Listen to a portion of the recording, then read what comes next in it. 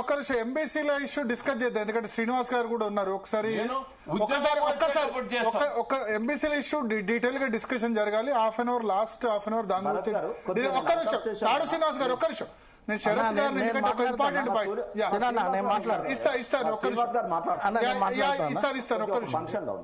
MBC issue నేను మాట్లాడతాను. శరత్ గారిని ఒకసారి ఒక ఒపీనియన్ తీసుకోవాలి. చాలా ఇంపార్టెంట్ పాయింట్. మీరు జాయిన్ అయ్యే ముందు ఈటెల రాజేందర్ గారు నాతో పాటు హాఫ్ అన్ అవర్ మాట్లాడారు. ఈటెల రాజేందర్ గారు ఏమంటారంటే, అభ్యర్థులు కూడా చాలా మంది ఉంటారు కాబట్టి వినాలి. ఇప్పుడు 8వ తేదీ హైకోర్టు కనుక స్టే ఇస్తే ఈ వారం రోజులు ఖర్చు పెడితే అభ్యర్థులు ఎవరైనా సరే, హైకోర్టు స్టే ఇస్తే ఇప్పటిదాకా ఇచ్చిన దావతుల పైసలన్నీ ఖతం కదా. ఇప్పుడు మాధవరెడ్డి ఉన్నారు, మాధవరెడ్డి వేసిన కోర్టులోనే హైకోర్టు కనుక స్టే ఇస్తే మళ్ళా 2 సార్లు ఖర్చు పెట్టాల్సి వస్తుంది అభ్యర్థులు. సరే ఎంపీలు ఎమ్మెల్యే క్యాండిడేట్ల దగ్గర అంటే బాగా పైసలు ఉంటాయి. పాపా సర్పంచ్, వార్డు మెంబర్లు, ఎంపీటీసీలు ఆ బంగారం అమ్మో లేకపోతే భూములు అమ్మో ఖర్చు పెడితే, ఇప్పుడు దసరా దావత్ల కోసం ఖర్చు పెడితే ఒకటే ఎలక్షన్ కోసం 2 బీసీ అడ్వకేట్లు ఏం కాదులేండి, ఏం కాదు అని మనం చెప్పలేం కదా. అయితే కాకుంటే మంచిదే. అయితే పరిస్థితి ఏంది? ఒక్క శరత్ గారిని అడుగుదాం. శరత్ గారు చెప్పండి సార్. ఏంటి ఇప్పుడు ఈటెల రాజేందర్ గారు ఏం సలహా ఇస్తున్నారంటే, అభ్యర్థులు జాగ్రత్త, గవర్నమెంట్ గేమ్స్ ఆడుతోంది, డ్రామాలు ఆడుతోంది, స్టే ఇచ్చిందంటే మాత్రం ప్రాబ్లం అయితే. మహారాష్ట్రలో ఎలక్షన్ అయిన తర్వాత మొత్తం ఇన్వాలిడ్ గా డిక్లేర్ చేశారు, ఎన్నికల్లో జల్లవని చెప్పేశారు. అయిపోయిన తర్వాత ఇక్కడ అయిపోలేదు అని చెప్తున్నారు. మీరు అభ్యర్థులకు ఇచ్చే సూచన ఏంది? లీగల్ గా ఇప్పుడు ఈ హైకోర్టులో ఎంత % ఛాన్స్ ఉంది ఇది చెల్లడానికి చెల్లకపోవడానికి? ఇప్పుడు ఒకటి భరత్, 8వ తారీఖు నాడు కేసు వేసినారు, 9వ తారీఖు నాడు నుంచి షెడ్యూల్ స్టార్ట్ అవుతుంది. First point. అయితే వీళ్ళు ఎవరైతే రెడ్ పిటిషన్స్ వేసినారో వాళ్ళు రీఓపెనింగ్ రోజునే మెన్షన్ చేసేసి దాన్ని 8వ తారీఖు బదులు 7వ తారీఖుకే తెప్పించుకొని ఆ రోజు తర్వాత 8వ రోజు 2 రోజులు ఆర్గ్యుమెంట్ చేయాలన్నది వాళ్ళ ఆలోచన లాగా మనకు కనపడుతుంది. చాలా మంది డిస్కస్ చేస్తే మనతో చెప్తా ఉన్నారు ఒక రోజు అడ్వాన్స్ చేయండి అని. తర్వాత ఇక్కడ మనం తప్పు పట్టాల్సింది రాష్ట్ర ప్రభుత్వ ఆలోచన విధానాన్ని, తప్పుడు విధానాలు. ఇప్పుడు అమలు చేయాలన్న చిత్తశుద్ధి ప్రభుత్వంలో రవ్వంతా కూడా కనపడట్లేదు కదా. ఇప్పుడు ఎంప్రికల్ డాటా కావాలి అని అన్నారు సుప్రీంకోర్టు జడ్జిమెంట్ల ప్రకారంగా. ఎంప్రికల్ డాటా అంటే ఏ స్టేజ్ లో కావాలి? గ్రామ పంచాయతీలు, మండలాలు, జిల్లా పరిషత్తులు, ఆ రకంగా ఎంప్రికల్ డాటా తీసి అన్ని కులాలలో కూడా ఈక్విటబుల్ రిప్రజెంటేషన్ ఉందా లేదా పరిగణలోకి తీసుకోవాలా. ఇప్పుడు ఎట్లా జనాభా ప్రాతిపదికగా 52% ఉన్నారు అని అన్నారు. ఇది does not satisfy the test of empirical data as prescribed by the supreme court in Krishnamurthy's case. ఇది ఇక్కడ చాలా పెద్ద లోపభూయిష్టంగా జరిగింది. అందుకే ఆ ఎంప్రికల్ డాటాకు సంబంధించిన విషయాలను గాని, ఆ భూసా వెంకటేశ్వరరావు గారు తీసినటువంటి ఆ డీటెయిల్స్ గాని ఏవి ప్రజల ముందు ఉంచట్లేదు. నేను అనేది ఏంటంటే, నువ్వు ట్రాన్స్పరెంట్ గా ఒకవేళ ఒక కార్యక్రమం చేస్తే, చిత్తశుద్ధితో చేస్తే ఎందుకు దాన్ని పబ్లిక్ డొమైన్ లో పెట్టలేదు? ఎందుకు హైకోర్టును మీరు కన్విన్స్ చేయలేకపోయినారు? ఇప్పుడు మీరు ఇంత సుదీర్ఘమైన చర్య చేసేసి ఖచ్చితంగా 42% ఇస్తా అని అన్నప్పుడు అడ్వకేట్ జనరల్ గారు మెరిట్స్ మీద ఆర్గ్యూ చేయకుండా వాయిదా వేయండి, హౌసింగ్ మోషన్ వచ్చింది అంటే వాళ్ళు they are themselves facilitating a stay. Actually advocate general merits మీద ఆర్గ్యూ చేయడానికి కోర్టుకు రాడా? కనీసం ఆర్గ్యుమెంట్ సంగతి దేవుడు అడిగే. కోర్టు ఎంత దూరం ఉందండి? కోర్టుకు వచ్చి జడ్జి గారు ముందడ అసలు వాస్తవాలకు ఇది ఇట్లా ఈ రకంగా చేసినాం, this is the empirical data, we have satisfied all the requirements under as prescribed by the supreme court, so there is nothing wrong అని అన్నారా? ఇప్పుడు బీసీలు రిజర్వేషన్ చేస్తున్నా అన్నారు. మరి ఎంబీసీల సంగతి ఏందండి? ఎక్కడిస్తున్నారు? ఏ పర్టికులర్ కాంటెక్స్ట్ లో ఎంబీసీలకు అవకాశం వస్తే చెప్పండి. ఇప్పుడు ఒక 3-4 కులాలు మాత్రమే బీసీలలో ఉన్నవి ఇవాళ రాజకీయ రంగాన్ని అంతా శాసిస్తున్నారు. ఎంబీసీల తరఫున మాట్లాడినాడే లేడు భరత్. మీరు నేను తప్ప అసలు ఎవరు ఎంబీసీల తరఫున మాట్లాడలేదు. ఇప్పుడు రజకులు ఉన్నారు, కుమ్మరులు ఉన్నారు, విశ్వబ్రాహ్మణులు ఉన్నారు, ఎంతమంది ఉన్నారు. అసలు అట్లాంటి వాళ్లకు ఒక్కసారి కూడా ఒక అవకాశం రానటువంటి దుస్థితిని తీసుకొచ్చాడు ముఖ్యమంత్రి. ఒకవేళ కొంత సుదీర్ఘంగా ఆలోచన చేసి ఒక పద్ధతి ప్రకారంగా ఒక సిస్టమేటిక్ గా తీసుకొస్తే ఇది కోర్టులో నిలబడేది.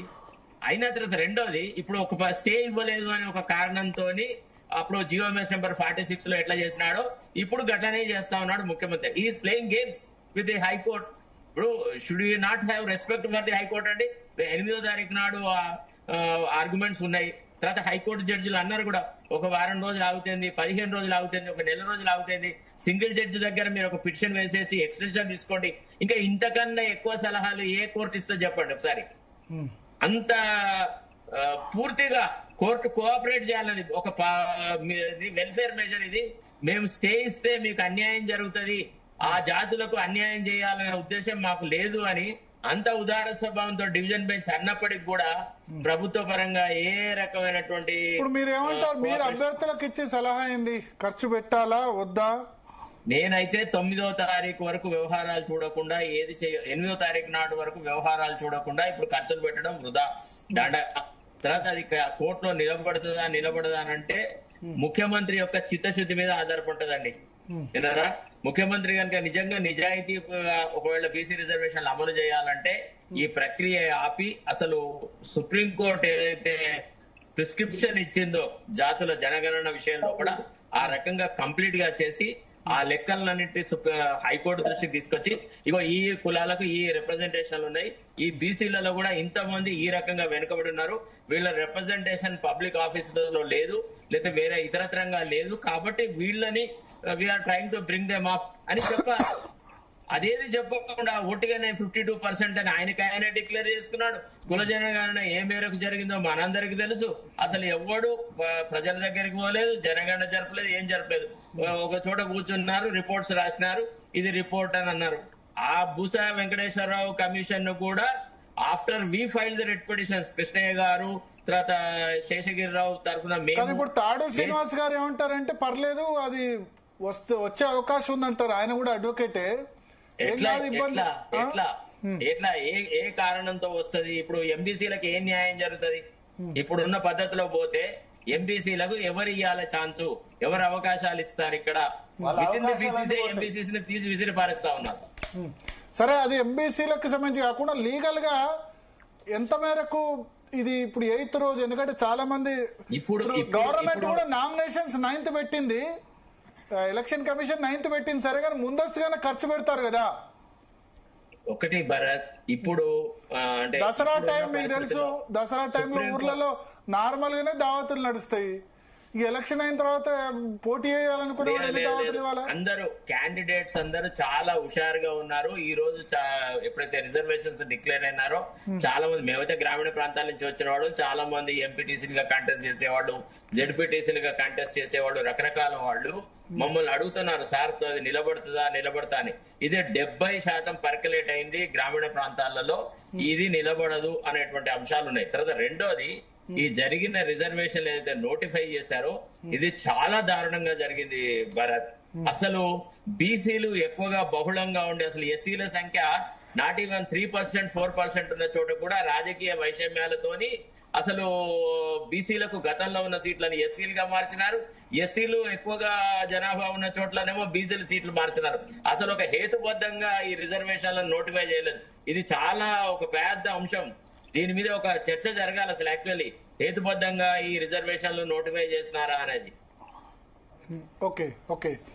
సో దీనివల్ల ఇప్పుడు మీరైతే ఎంత % ఛాన్స్ 8th రోజు? 50-50యా, 70-30యా ఛాన్స్ పరంగా? 30-70 ఎవరెంత బీసీల తరఫున నోరు మొత్తుకొని తలకాయ బద్దలు కొట్టుకున్నా ఇప్పుడున్న సుప్రీంకోర్టు జడ్జిమెంట్ల ప్రకారము ప్రభుత్వం ఆలోచిస్తున్నటువంటి విధానంలో స్టే అనేది ఖచ్చితంగా వచ్చి తీరుతుంది. ముఖ్యమంత్రికి అదే కావాలి. ముఖ్యమంత్రి 30% మాత్రం పొలిటికల్ అడ్వాంటేజ్, 30% మాత్రమే అవకాశం అంతే. ఓకే.